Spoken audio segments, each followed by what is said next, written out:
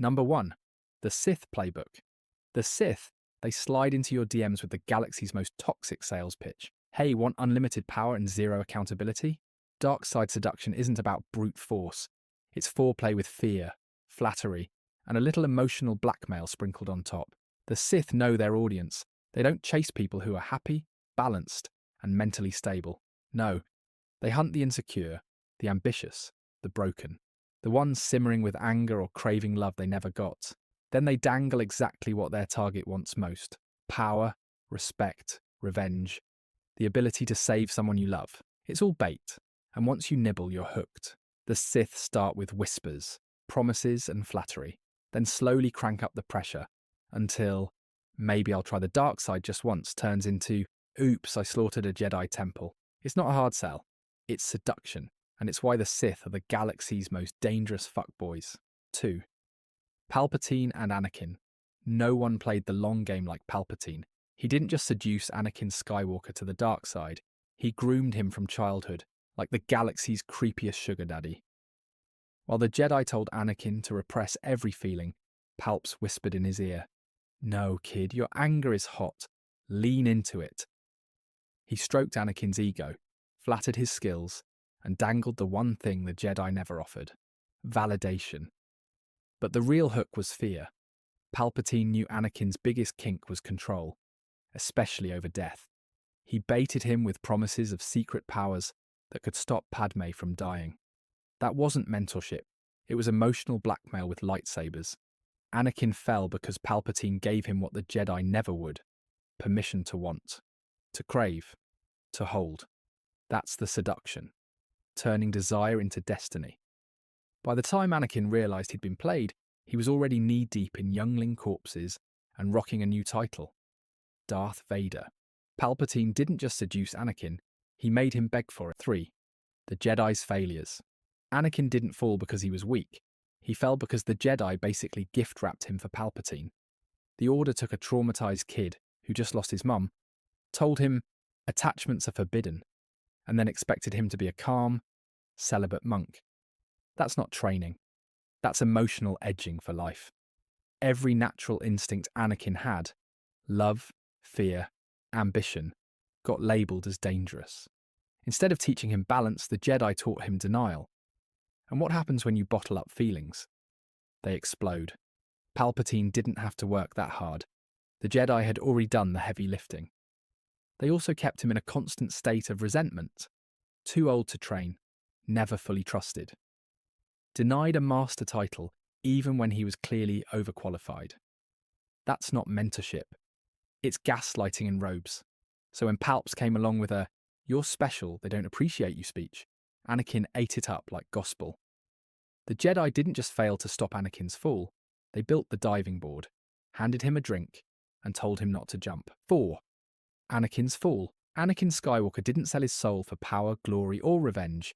He sold it because he couldn't stand the thought of losing Padme. Palpatine clocked that weakness early and weaponized it like a pro. He didn't tempt Anakin with vague promises, he dangled the ultimate fantasy: the power to cheat death. That wasn't just bait, it was emotional porn tailor-made for a man who already lost his mother and was terrified of history repeating itself.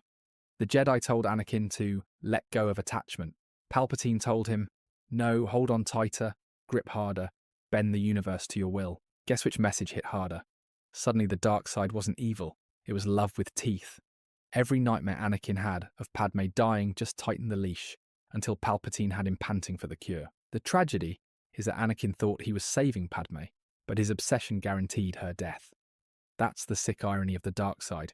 The more you try to control what you love, the faster you destroy it. Palpatine didn't push Anakin off the ledge.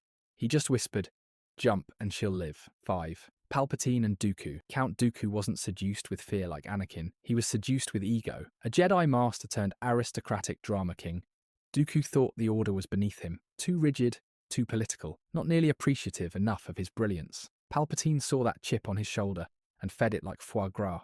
The pitch was simple. You're too powerful to be anyone's sidekick. Join me, and you'll be the architect of a new galaxy. For a man dripping with superiority complex, it was irresistible. Dooku didn't fall because of temptation. He fell because he believed he deserved the throne. Palpatine didn't seduce him with sex appeal. He seduced him with a mirror. The darkness of Dooku's seduction lies in how clean it was. He wasn't manipulated through love or desperation. He was stroked into submission with promises of recognition. And the cruel twist? Palpatine only ever saw him as a placeholder, just another pawn to train Anakin. In the end, Dooku learned the dark side's harshest lesson. The Sith will flatter you into obedience, then replace you the moment someone shinier comes along. 6. Maul and savage oppress. If Anakin was seduced through fear and Dooku through pride, savage oppress was seduced through brute force. Literally, the Night Sisters juiced him up with dark magic, slapped on some new muscles, and handed him to Darth Maul like a gift-wrapped attack dog. This wasn't mentorship. It was bondage dressed up as brotherhood. Maul, freshly pissed about being cut in half, poured his rage into Savage. He sold him the Sith dream. Together we'll rule, brother. We'll take what's ours. Sounds empowering, until you realise Savage never really got a choice. He was conditioned, twisted, and shoved headfirst into servitude under the guise of family loyalty. The darkness here is that the relationship was framed as blood bond, but in practice, it was domination. Savage wasn't treated as an equal. He was an extension of Maul's obsession with revenge. Their connection shows how the dark side weaponizes even family ties, turning affection into chains. Brotherhood became ownership, and loyalty became slavery. Savage wasn't Maul's partner. He was his property, built to fight, bleed, and eventually die for someone else's rage. 7. The Rule of Two. The Sith don't do big families or Jedi-style communes. They run on the Rule of Two. One master, one apprentice. On paper, it sounds simple, efficient even. In reality, it's a toxic relationship model designed to guarantee betrayal. The master seduces the apprentice with promises of power, while the apprentice plots to overthrow the master the second they're strong enough. It's less mentor and student, and more sugar daddy and side piece waiting for the inheritance. The Rule of Two makes seduction mandatory. Every master has to lure in a desperate soul to carry on the Sith legacy. Every apprentice has to pretend loyalty while secretly fantasizing about stabbing their boss in the back. It's foreplay baked into the system. Flattery, manipulation, and lies keeping the pair locked in a dance of domination. What makes it dark is that it works. The Rule of Two ensures the Sith stay lean, ruthless, and horny for betrayal. Unlike the Jedi, who preach peace and collapse under bureaucracy, the Sith keep their line alive through the galaxy's deadliest seduction. Ambition wrapped in loyalty. 8. Vader and Luke. Fatherly temptation. When Vader finally faced Luke, he didn't try to kill him, he tried to recruit him. That lightsaber duel on Cloud City wasn't just a fight, it was a seduction. Vader drops the galaxy's most infamous pickup line, "I am your father." It wasn't about bonding, it was about leverage. He wasn't offering love, he was offering legacy. The temptation was simple but powerful. Join me, overthrow the Emperor, and together we'll rule. Vader packaged the dark side as a family business. For Luke, who grew up with nothing but sand and dead relatives, the offer of connection, of belonging, was intoxicating. It wasn't just come be evil with me, it was come finally have a father who wants you. That's what made it so dangerous. Vader knew Luke's weakness wasn't ambition or fear. It was loneliness. The seduction wasn't about power, it was about intimacy. And in true Sith style, it wasn't real. Vader didn't want a son, he wanted a partner in crime. The dark side always dresses up manipulation as love. And for Luke, that almost worked. 9. Luke and the Emperor, the throne room mind game. The throne room in Return of the Jedi isn't just a final showdown, it's the galaxy's kinkiest therapy session. The Emperor doesn't fight Luke, he seduces him. Every word is a trap, every taunt designed to turn anger into lust for power. Strike me down with all of your hatred, and your journey towards the dark side will be complete. Translation: hit me harder, baby, I like it rough. The Emperor's technique is pure psychological edging. He pushes Luke to watch his friends die, tempts him with visions of ruling the galaxy, then dangles the chance to unleash his fury on Vader. He doesn't need to overpower Luke, he just needs him to snap. Luke nearly caves. His rage boils over, his strikes grow vicious, and for a moment, he's swinging like a Sith in training. That's the Emperor's whole game. Prove that even the purest Jedi is one bad day away from joining the dark side. It's not about fighting Luke's body, it's about seducing his soul. 10. Snoke and Ben Solo. The slow seduction of Kylo Ren. Ben Solo wasn't pulled to the dark side in one dramatic swoop. He was marinated in it from childhood. Snoke, a puppet for Palpatine, But let's not get lost in cloning weirdness. Spent years whispering poison into his head. While Luke and Leia tried to mold him into the perfect Jedi prince, Snoke made him feel special for the things everyone else feared. His anger, his power, his raw emotion. The strategy was classic: isolation. Snoke convinced Ben that his family didn't trust him, that Luke feared him, that he'd always be an outsider in the light. Then he offered the cure, the dark side, where anger isn't punished but celebrated. That validation was the hook, and once Ben bit, Snoke yanked him all the way in. What makes this seduction especially dark is its patience. It wasn't a single moment. It was grooming stretched over years, shaping Ben into Kylo Ren. By the time he turned, he wasn't just seduced, he was reprogrammed. Snoke didn't steal him in the night. He rewrote him from the inside out. 11. Kylo and Rey. A two-way temptation. Kylo Ren and Rey aren't just enemies, they're each other's forbidden fantasy. Their force bond, engineered by Snoke, becomes a hotline for temptation. They can see each other, feel each other, even fight side by side without being in the same room. It's intimacy without touch, basically long-distance sexting, but with lightsabers. Kylo's pitch is classic Sith seduction. Join me. Forget the past. Together we can rule.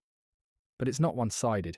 Rey is tempted too, not just by Kylo's abs or angsty vibes, but by the freedom he represents. He offers her belonging when she's spent her life, abandoned and unwanted. For Kylo, Rey is the only person who truly sees him beyond the mask.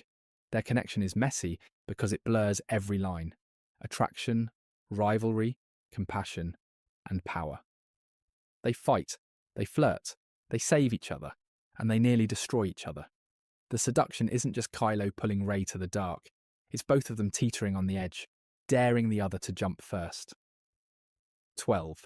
Rey and the dark side. Her brush with corruption. Rey's temptation wasn't a full-blown fall, it was a dangerous flirtation. The dark side dangled itself in front of her, like a one-night stand she knew she shouldn't have but couldn't stop thinking about. Every time she tapped into her rage, fighting Kylo, striking down enemies or demanding answers, she felt how intoxicating it could be. The dark side wasn't telling her, no, it was whispering, go on, take more. Her brush gets literal in The Rise of Skywalker when she confronts Dark Rey, a twisted vision of herself wielding a double-bladed saber with enough dominatrix energy to melt the theatre seats. That moment wasn't just a scare tactic, it was the Force showing her how close she was to choosing power over compassion. Rey's darkness was never about ruling the galaxy, it was about her hunger for identity. Being no one made her crave belonging, and the dark side offered it without conditions. The temptation wasn't lust for destruction, it was the relief of finally being seen. That's why the seduction was dangerous. It offered Rey exactly what she'd been missing her whole life. 13. Why seduction always fails. The Sith's fatal flaw. The Sith are master seducers, but here's the twist. Their con never lasts. Every dark side romance ends in betrayal, because that's baked into the Sith operating system. Seduction is about promises, power, safety, love. But the Sith never actually deliver. Once you're hooked, the mask comes off, and you realise you're just another pawn in their endless pyramid scheme of pain. Anakin learned it the hard way. Palpatine swore he could save Padme, then shrugged when she died. Dooku thought he'd be Palpatine's partner, but got replaced like a broken toy. Kylo tried to seduce Rey, only to find that domination can't build intimacy. The fatal flaw is simple. The Sith don't understand loyalty. They weaponize desire but can't sustain it, because every promise is hollow. That's why seduction always fails. Eventually, the apprentice sees the lie, the love interest sees the manipulation, or the chosen one realizes the only thing they've gained is emptiness. The dark side wins battles, but it can't keep anyone. It's seduction without satisfaction.